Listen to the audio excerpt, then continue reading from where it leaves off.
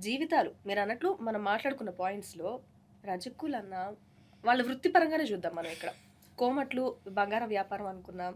మీరు చెప్పినట్టు మిగతా అన్నిట్లో వాళ్ళున్నారు అని మనం మాట్లాడుతున్నాం. అవును. ఇక్కడ చూస్తే ఆవిరైపోయినట్టు మనకు తెలియకుండా వేడి నీళ్ళు పెట్టంగానే ఆవిరైపోతాయి గదా! అలా వాళ్ళనే వాళ్ళు కనుమరుగైపోయేలాగా అయింది అంటే రాజకీయ నాయకుల జోక్యం లేకుండా అయిద్దా అనేది చాలా పెద్ద అవ్వదు. ప్రశ్న. అందుకే కదా ఇప్పుడు ఒక మార్వాడి పార్టీ ఆధ్వర్యంలో నడుస్తోంది ఇది. మార్వాడి పార్టీ అని 2 పార్టీలని అనొచ్చు నిజానికి.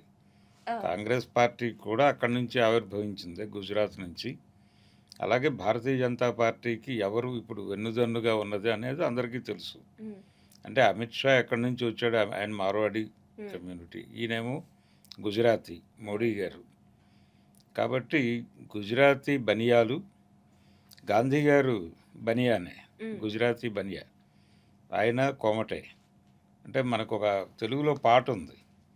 ఆ పాట ఏంటంటే అంటే గాంధీ గారి గురించి పాడుతూ కొల్లాయి కట్టితేనేమి మా గాంధీ కోమటై తిరిగితేనేమి అని ఒక పాట పాడుకునేవాళ్ళు పాత రోజుల్లో. ఆ పద్ధతిలో ఆయన కోమటి ఆర్యవైశ్యుడు. అయితే ఇక్కడ కోమట్లకి అక్కడ కోమట్లకి ఒక క్లాష్ ఉంది. అందుకని గాంధీని పూర్తిగా అడాప్ట్ చేసుకోవాలా వద్దా అనే దానిలో వీళ్ళకి కూడా కొన్ని గొడవలు ఉన్నాయి. అవి ఇప్పటికీ రగులుతూనే ఉండే ఇప్పటికీ నడుస్తూనే ఉన్నాయి. కాలని కట్టే అంటారు కదా! లే ఆ? సో, అది మీకు కాలని మండుతూ ఉండేదా? మండుతూ సారీ ఉంటుంది. మండుతూ ఉండే రావణ కట్టె. కాష్టం ఆ! లాంటి పదాలు లాంటి ఉన్నాయి. పదం. యెస్.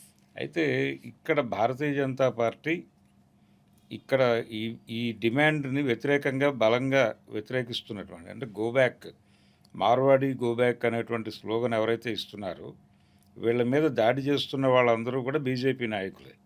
మాధవీలత గారు కావచ్చు, లేకపోతే బండి సంజయ్ గారు కావచ్చు, హ్మ్. వీళ్ళందరూ ఏ పేరుతో చేస్తున్నారు ఈ దాడి? భారతీయులు, మనందరము భారతీయులమే. భారతీయులు ఎక్కడుంటే ఏమిటి? వాళ్ళు ఇక్కడికి వచ్చి ఏదో చేస్తున్నారని మీరు అనుకుంటున్నారు కదా! హ్మ్. మీరు అక్కడికి వెళ్ళి చేయండి, కాదన్నది ఎవరు? హ్మ్. మీ పెట్రోల్ బంకులో బీహార్ వాడు వచ్చి పనిచేస్తున్నాడని మీరు అంటున్నారు. హ్మ్. మీరు మీరు వాళ్ళని వెళ్ళి అక్కడికి వెళ్ళి పని చేయండి, కాదన్నది ఎవరు? ఇక్కడ వీళ్ళకి వర్కౌట్ అయ్యే ఒక స్లోగన్ తీసుకుందామా సార్ మరి? హ్మ్. వాళ్ళన్న దాన్ని బట్టి చూస్తే. గో బ్యాక్ రోహింగ్యాస్ అని అంటే? ఇప్పుడు రోహింగ్యాలకి నేను హ్మ్. ఇందాకే చెప్పాను. హైదరాబాద్ కల్చర్‌లో 2 వీధులు గుజరాత్ వాళ్ళకి ఇచ్చారు అని. హ్మ్. అంటే ఎందుకు ఇచ్చారు? వీళ్ళని ఎందుకు వెళ్ళిపోమంటున్నారు? యాజ్ ఎ కమ్యూనిటీ వాళ్ళు ఇక్కడ ఉంటే ఎవరికీ ఇబ్బంది లేదు. కానీ ఇక్కడ ఉన్నటువంటి వాళ్ళ జీవితాలని చిన్నాభిన్నం చేస్తున్నారు కాబట్టి హ్మ్. గో బ్యాక్ అంటున్నారు. అవును. ఆ పని వాళ్ళు చేయకపోతే వాళ్ళతో కలిసి బతకడానికి ఇక్కడ ఎవరికీ అభ్యంతరాలు ఉండే అవకాశం ప్రసక్తి లేదు. లేదు. ఎందుకంటే హైదరాబాద్ మిక్స్డ్ కల్చర్స్ ప్రతి హ్మ్. ఏరియా నుంచి వచ్చి బతికే వాళ్ళుంటారు. ఎవరు కాదనని పరిస్థితి. ఎవరు కాదనరు. సడెన్‌గా ఈ పాయింట్ వచ్చింది అంటే, దాని వెనకున్న క్లియర్ డీటెయిల్స్ నేను ఫస్ట్ చెప్పిన మాట నిజమైంది భరద్వాజ్ గారు. ఎందుకంటే, మీ దగ్గర ఇన్ఫర్మేషన్ తీసుకుంటా అన్నాను. యాస్ పర్ థట్ అప్పటినుంచి ఏం జరిగింది? ఎందుకిలా అవుతుందనేది క్లియర్ కట్‌గా మనం ఇన్ఫర్మేషన్ తెలుసుకోవాల్సిన బాధ్యత ఉంది. ఏ ప్రాబ్లమ్ వచ్చినా దానికి సొల్యూషన్ వెతకాలి అంటే ఎప్పటినుంచి ఏం జరిగిందని తెలిస్తేనే కదా! అవును. చరిత్ర లేకపోతే తెలియకుండా. అంటే సోషల్ మీడియా ప్రస్తుతం ఉన్న పరిస్థితుల్లో హ్యాష్‌ట్యాగ్ ట్రెండింగ్ అంటే ట్రెండ్ చేయడం వచ్చింది. కానీ ఎందుకు ఏంటని తెలుసుకునే పరిస్థితి లేదు. అంటే జనరల్‌గా ఒక మాట ఉంటుంది. చరిత్ర అంటే నిన్న తెలియకుండా నేడు అర్థం కాదు. అవును. నేడు అర్థం కాకుండా రేపటి నిర్మించటం కుదరదు హ్మ్. అని ఒక సేయింగ్ ఉంది. ఆ విధంగా వీళ్ళ చరిత్ర ఇది. హ్మ్. అయితే రోహింగ్యాలకి వీళ్ళకి పోలిక కావాలని వాంటెడ్‌గా బీజేపీ వాళ్ళు తీసుకొస్తున్నారు. హ్మ్.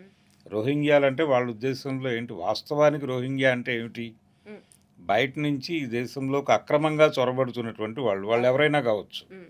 వాళ్ళు హిందువులు కావచ్చు, ముస్లింలు కావచ్చు, క్రైస్తవులు కావచ్చు. కానీ వీళ్ళు టార్గెట్ చేసి మాట్లాడుతోంది ముస్లింలని. ఎందుకంటే నరేంద్ర మోడీ గారి ప్రభుత్వమే బయట నుంచి ఈ దేశంలోకి వచ్చేసినటువంటి హిందువులని ఏదో పద్ధతిలో మనం హక్కును చేర్చుకుందామని చెప్పి వాళ్ళు ఒక సర్క్యులర్ జారీ చేసేసారు. ఆ పని నడుస్తోంది. హ్మ్. అంటే నేపాల్ నుంచి ఇక్కడికి వచ్చేస్తున్న వాళ్ళందరూ హిందువులే. హ్మ్. హ్మ్. వాళ్ళని వీళ్ళు యాక్సెప్ట్ చేస్తారు.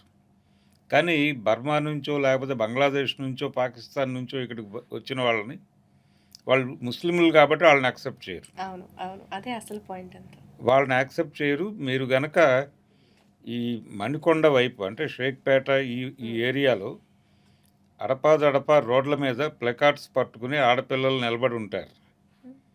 ఆ ప్లకార్డ్స్ని ఒక్కసారి చదివితే అర్థమవుతుంది. వాళ్ళందరూ కూడా పాకిస్తాన్ నుంచో లేకపోతే బంగ్లాదేశ్ నుంచో బర్మా నుంచో ఇక్కడికి వచ్చేసి బతుకుతున్న వాళ్ళు శరణార్థులుగా. అయితే ఏదో పని చేసుకుని బతుకుతారు వాళ్ళు. ఇప్పుడు మీరు ఇక్కడి నుంచి వెళ్ళిపోండి, క్లియర్గా చెప్పింది సెంట్రల్ గవర్నమెంట్.